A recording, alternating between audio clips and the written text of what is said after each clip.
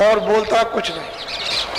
लेकिन जब आपको प्यास और तड़प लगेगी और तड़पोगे और उसके लिए व्याकुल होगे तब तो अपनी दया मेहरबानी की कार्रवाई करता है।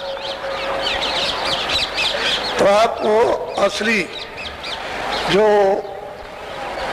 उत्तम से उत्तम, ऊंचा से ऊंचा जो गोपनीय भेद आपको दिया गया। अब थोड़ी सी रसाई, थोड़ी सी नाम की कमाई, तो आपकी मेहनत के साथ दूसरे की मेहनत भी साथ शामिल हो जाए तो सुलभ हो जाए। और तुम करोगे नहीं और ये कहोगे दूसरा मेहनत करके दे दे, तो ये कैसे होगा? तो आपको थोड़ा सा तो फिर मदद मिल जाएगी, सहूलियत आसानी हो जाएगी। रोज रोज करना, आप 2 मिनट करो, 4 मिनट करो, उससे मतलब नहीं, लेकिन रोज लड़ाई झगड़ा मत करो। ये लड़ाई झगड़े से काम नहीं। जितने भी बैर भाव, लड़ाई झगड़े अड़ोस पड़ोस करके इनके उनके सब खत्म करो। ये इनमें कोई पल्ले पड़ने वाली चीज नहीं। ये सब आपके लिए दुखदाई बन जाएगा। इधर तो जो कुछ है वह है, उधर तो हमेशा के दुखदाई, यानी जुग जुग के। तो आप क्यों ऐसा काम? जितना बताया जाए उतना काम आप जो कर सको अच्छा करो और बुरा मत।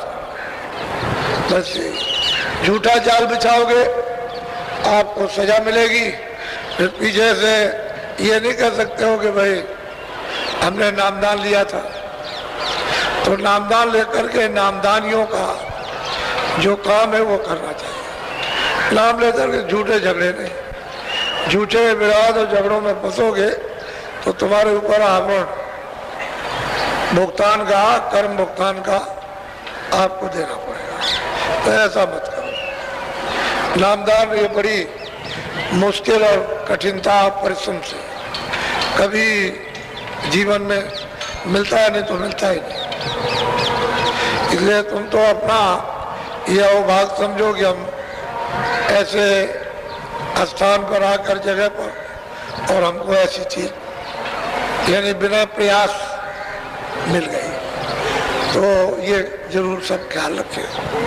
और आप जब भी अच्छाई का प्रचार करोगे तो आप अपने आप को ये मत समझो कि मेरी कोई बात नहीं मान रहा, समझ नहीं रहा। ऐसा नहीं, आपकी बात सब सुन रहे, समझ रहे, लेकिन जो आदत पड़ी है वो चाहते हैं, लेकिन बसीबूत है आदत के। जैसे उनको थोड़ी सी भी ताकत मिल गई तो एकदम आदत छोड़ देंगे, वो आपकी बात वैसे ही मानने लगेंगे और चलने लगेंगे और समझने लगेंगे। मेहनत आपकी बेकार नहीं जाएगी। आप ऐसा कभी मत समझो कि हम लोगों के साथ अच्छाई के लिए, बुरे रास्ते से बदलकर अच्छे रास्ते बनाने के लिए सबके साथ यानी ये सेवा कार्य करते हैं। तो ऐसा नहीं, वो सब आपको इकट्ठा ही फल सब संग्रह हो रहा, वो इकट्ठा जब हो जाएगा तो आपके सामने, तब आप खुद कहोगे कि हम बहुत दिनों से मेहनत हम कर रहे थे लेकिन हमारी मेहनत सफल हो गई। उससे ज्यादा हमने कम किया था लेकिन ज्यादा। तो ऐसा कभी अपने को हताश नहीं होना। अच्छे काम में तो कभी हताश होने नहीं चाहिए। और अच्छे काम में डर किस बात का? किस बात का संकोच? बुरे काम में डर है, संकोच है। अच्छे काम में क्या? अच्छा काम। इसलिए गृहस्थ आश्रम में रहो, जो अपने काम करते हो अपने काम। आपको फुर्सत कहाँ? दिन भर खेती की, दुकान की, दफ्तर का काम किया, साथ बच्चों की सेवा में लग गए। पहले तो आपके पास कुछ था नहीं, अब आपको रास्ता बता दिया तो आप सुमरन में बैठ गए, भजन में बैठ गए, ध्यान। तो आपके पास समय कहाँ बचेगा झगड़े झंझट में कूदने का? फिर तब तक समय आ गया, सो गए। सुबह उठे, अपना जो कुछ किया किया नहीं, बाल बच्चों की सेवा, और कपड़े पहने, दुकान दफ्तर, चले गए खेती पर, शाम को आए अपना फिर वही बच्चों की सेवा की, थोड़ा बहुत उसमें लग गए, अपना समय आ गया फिर आराम कर रहे। तो आप अपने समय को इंगेज कर लो ताकि आप बुराई की तरफ से जाए ना सको। क्या जरूरत, जब आपका समय इसमें लग गया तो आपके पास समय कहाँ? तो इस समय को आप अच्छे काम में उलझा लो, बुरे काम में खराब मत करो, अच्छे काम में लगा दीजिए। तो देखो कैसे नहीं परिवर्तन होता है। और जो लोग देखते हैं जब खराब से खराब जिनको आप कहते थे बदल गए, तो अब कहते वो खुद कहते हैं कि मेरे पास तो समय नहीं, क्या करें कि भाई तुमको क्या हो गया। ये तब समय कहना जब समय मिलता था, लेकिन अब हमारे पास कोई समय नहीं। अब वो आश्चर्य है तो एक कौतूहल होता है, तो आदमी जो है आश्चर्य कौतूहल से और उसके ऊपर में एक वजन पड़ता कि ये बदल सकता है और हम नहीं बदले, तो वो भी कोशिश करता है, उसको भी कोई झटका लगा फट बदल जाएगा, देर क्या लगेगी। ऐसे ही बुराई से लोग अच्छाई पर चले जाते हैं। अभी जब निराधार हो गए, कोई सहारा नहीं रहा, तो आप बुराई में फंस गए, अच्छाई खत्म हो गई। तो इसलिए आप जाएंगे। और कल जो शाम तक कार्यक्रम है, 30 तारीख की शाम तक, आप ऐसे उड़ जाओ जैसे चिड़िया उड़ गई। यदि ऐसा मालूम हो कि तमाम थे और अब कोई नहीं, ऐसे उड़ो जैसे घोंसला छोड़ के चिड़िया चली गई, इस तरह से, और अपने अपने काम में लग जाओ। जो भी खेती दुकान दफ्तर का जो समय बचे छुट्टी के दिन, अपना मतलब है कि कहीं गए, पहले अपना सुमरन ध्यान 5 मिनट 10 मिनट किया, थोड़ा उपदेश भी सुना दिया कि बाबा जी का आप लोगों के लिए ये संदेश है, उसको आप समझ लें तो सुन लीजिए, आप जो आपके मतलब की उसमें से ले लीजिए, बाकी छोड़ दीजिएगा। तो आप सुना दीजिए, उसके बाद आप अपनी जिम्मेदारी को पूरा करो। वो कौन सुनता कौन नहीं मानता है और कौन नहीं, उसको छोड़ दीजिए, आप सुना दीजिए। वो सब चीजें उसके ऊपर मरवाती रहेगी और एक दिन वो कारगर हो जाएगा। तो आपकी मेहनत और मतलब यह है कि जो अच्छाई का संकल्प, वो सब धीरे से पूरा हो जाता है और मानो सुखी भी होता है। उसको हिम्मत साहस ज्ञान उसको जब आ जाता है तो फिर मतलब वो अनुभव करता है। इस तरह से आप लोग सबके सब ये लेकर और विचारधारा के साथ अपने मन में संकल्प करते हुए कि मुझे नामदान मिला, मुझे भजन अवश्य ही करना है। और सबको एक ही काम के लिए मनुष्य शरीर मिला है। वो कोई किसी जात का छोटा बड़ा अमीर गरीब हो, वो जात पात से उसकी तरफ रगड़ा झगड़ा कुछ नहीं। वो मनुष्य शरीर इसीलिए दिया गया कि तुम अपनी जीवात्माओं को यहाँ से जगा के पार करो। जब सबको एक ही काम दिया है तो हम लोगों को वही काम बचे हुए समय में, क्योंकि बहुत तो उम्र निकल गई, थोड़ी रह गई, उसी में कुछ कर लेना। बोलो जय गुरुदेव। सुबह सत्संग में छूट गया था, पूरा आपको नहीं सुना पाया था, आधा सुनाया था। तो चाहता हूं कि पूरा वो खंड होगा, क्योंकि समय का अभाव था, इसलिए बीच में रोक दिया। तो उसको अब पूरा कर दिया जाए तो अच्छा होगा। अब जीव की ये दुर्गत होती है कि उसको नरकों में ले जाते हैं, नाना प्रकार के उसको कष्ट यातना देते हैं और तरह तरह की पल पर पीड़ाएं, जो चिल्लाता है और छोड़ते नहीं, वो देते ही रहते हैं। जैसे कसाई किसी, यानी मतलब यह है कि किसी जीव को जब काटता है तो तड़पता रहता है, वो इस तरह से छटपटाता है लेकिन छोड़ता नहीं, उसे खत्म ही कर देता।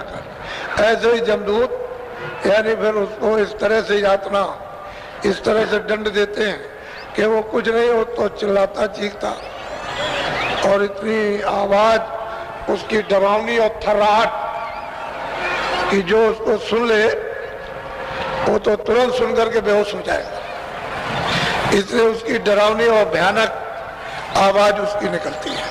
लेकिन कौन छोड़े उसको? बड़े बड़े जहरीले विषैले ये सब धर सांप, काले काले बड़े बड़े, जब उसको डसते हैं वो पीड़ा होती है, वो लिखने में नहीं आती। ऐसे ऐसे मतलब ये उनको देख भी ले तो जान सूख जाए, ये खून का पानी हो जाए उन सांपों को देख ले। ऐसे विषधर सांप कि फुसकार मार दे तो सब काला ही काला हो जाए। तो ये इस जीव पर, इस सूरज पर बीतती है। इसलिए क्यों न शरीर में रहकर अधिकार पाकर ये सब लाद रहे हो, अच्छा नहीं, अच्छे भी काम करो जिससे ये बोझा किसी तरह से दया से उतरे, हल्के हो जाओ। नहीं, इसको कोई उतार ही नहीं सकता। ये कोई पूजा पाठ कुछ अच्छे काम करोगे उसका फल आपको मिल जाएगा, वो जमा रहेगा आपको। लेकिन पहले तो नरक और 84 ये उसके जब कभी आओगे तो वो जमा रहेगा वो आपको। तो कब आओगे लौट करके? कितने जुग जुगान के बाद। तो वो भी मतलब ये है कि क्या पता है कि अच्छा है कि नहीं, आपको क्या पता आपने अच्छाई को और बुराई में उसमें मिलोनी कर दी तो उसका अस्तित्व है पुण्य का खत्म हो गया, पुण्य का अस्तित्व भी खत्म हो जाता है। क्योंकि जब बुराई करते हो, जैसे कपड़ा है तारकोल में डाल दिया तो उसका अस्तित्व ही खत्म हो गया। इसी तरह से तो मतलब यह है कि जीवात्मा को, उसको इतना मतलब यह है कि उसके अस्तित्व को खत्म कर दो, कुछ शारीरिक पुण्य करो वो भी खत्म, तो आपके पास पुण्य तो रहा नहीं सिवा पाप। तो जीव जो है ये दशा पाता है। तो जब महात्माओं की कृपा होती है और कुछ सुनता है, कुछ चेतता जागता होश में होता है, कुछ विवेक होता है बुद्धि को, तो उसके बाद फिर वो महात्माओं की तरफ चलता है। बोलो। तीन लोक में बसता काल, चौथे में रहे नाम दया। अब ऐसे समझिए आप कि जैसे भारतवर्ष है, फिर उधर जाइए बांग्लादेश, फिर उधर जाइए बर्मा, फिर उधर चाहे जाइए थाईलैंड, फिर मलेशिया, फिर सिंगापुर, इंडोनेशिया, ये वो, इधर जाइए तो ये पाकिस्तान, फिर ये अफगानिस्तान, तो ये मतलब है तो अरब देश, तो रूस है, तो ये जर्मनी। ऐसे ही मतलब ये है कि ये सूरज दोनों आंखों के घाट पर बैठी है, तो ये मृत लोग है जब तक आंख बंद है।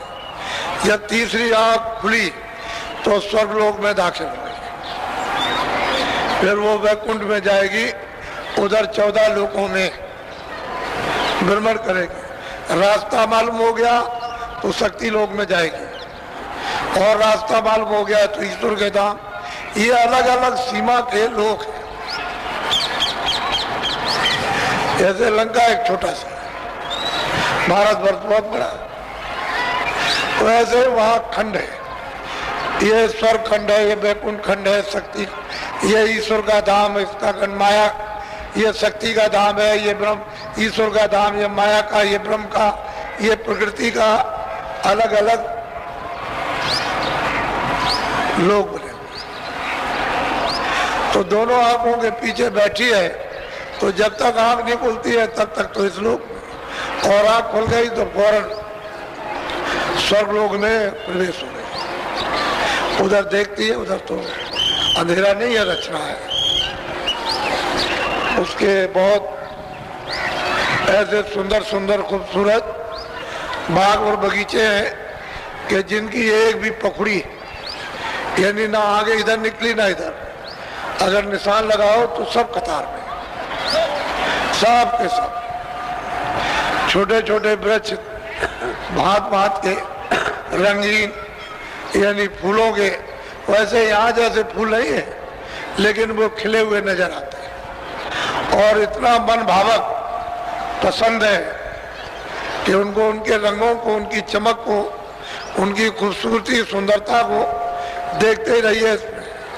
तो मतलब वो तो छोटे छोटे बड़े बड़े वृक्ष, बहुत बड़े बड़े, फिर वो छोटे तालाब भी है, बड़े बड़े सरोवर, बड़े बड़े भारी तालाब, तो मतलब ये उसमें नदी नाले, बड़ी बड़ी दरियाएं, ये सब उधर है। लेकिन इस तरह का पानी नहीं है, न इस तरह की मिट्टी है, न इस तरह की हवा है।